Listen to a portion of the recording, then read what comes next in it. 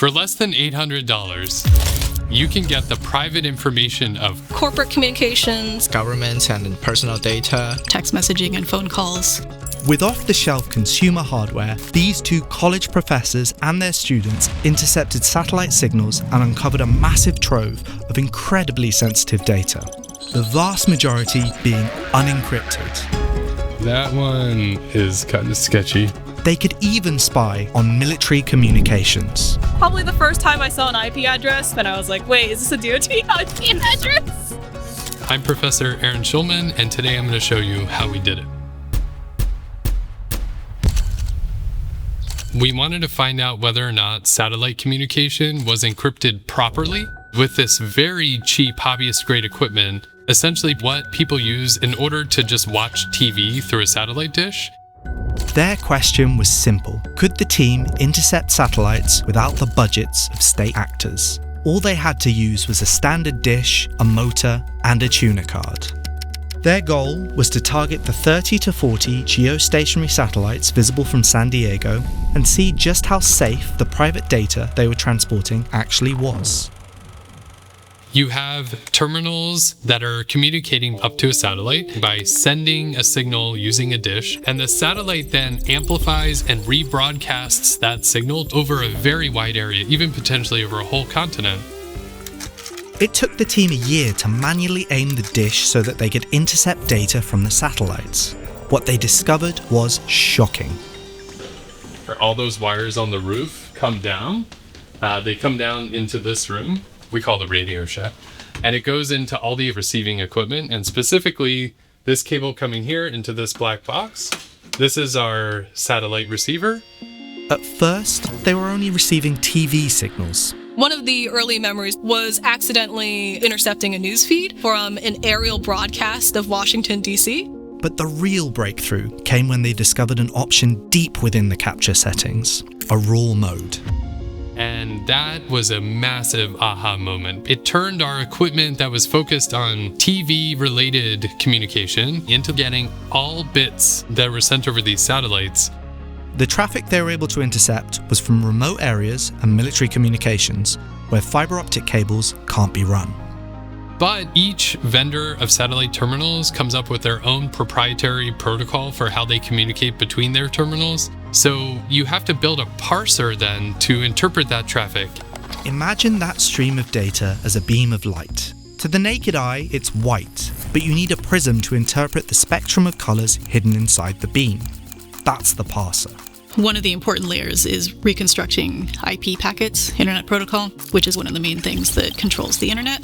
Application layer data, like web page data, is going to be sent inside of IP packets. Once we had the IP data, then you can use off-the-shelf tools like Wireshark to actually analyze it. When we started looking at the data, we quickly realized that it's not like encryption wasn't used properly, it wasn't even turned on at all. So this is an example of the kind of DNS names that we can see from the satellite feed. We see Google, Facebook, TikTok, all the typical things that you would see users accessing, but also I'm seeing here some banks.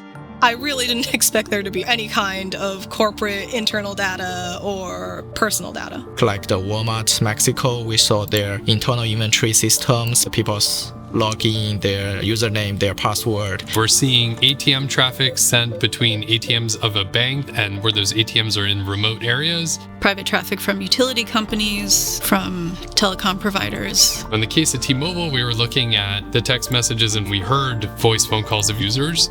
I saw one that said happy birthday, and I was like, is there like some device out there that just prints happy birthday messages? And I was like, no, it's a real person, actually. I stopped looking at that point because I was honestly afraid of what else I would see. When we managed to decode that first voice phone call on a cellular network and I heard someone's voice, I immediately closed it. I contacted everyone and I said, we have to reach out right now to the cellular carriers because this is extremely, extremely concerning. We were definitely not expecting to find military traffic. Aaron says, look at this. It actually says helicopter, H-6T. I remember it's like a Black Hawk helicopter. Oh shoot, we actually find a bunch of super sensitive unencrypted data. Maybe probably from military. We're also seeing like a radar system for the Mexican Navy that was used in order to observe boats that are off the coast of Mexico. The goal of our work is not to scare people. The goal of our work is to find the problems and get them fixed. That's the whole point. Ironically, this discovery revealed that people trying to exist off-grid may be at a higher risk of having their data captured because the satellite ecosystem still functions like it did decades ago. Newer satellites do have the capability to encrypt, but amazingly, the encryption is sold separately. This is an ecosystem that's fairly legacy. In that older mentality of how you sell a product, you might think that licensing something like encryption is reasonable, but I think at this point in the way the world is today, we have to assume that applying encryption needs to be a default option that is available and turned on in any communication system. The satellites the team intercepted are in GEO, or geostationary orbit, which are nearly 20 times further away than those in LEO, or low Earth orbit.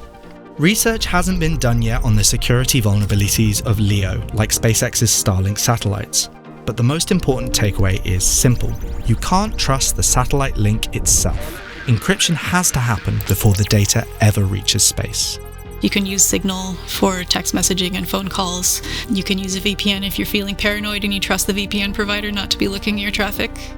But this is a global problem. The study that we did focused on San Diego's visibility of the satellite ecosystem, which actually is a pretty small fraction of all of the global geostationary satellites.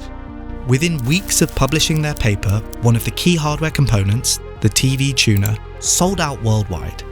We developed a generic parsing ecosystem that can understand satellite communication traffic for a wide variety of use cases and satellite vendors.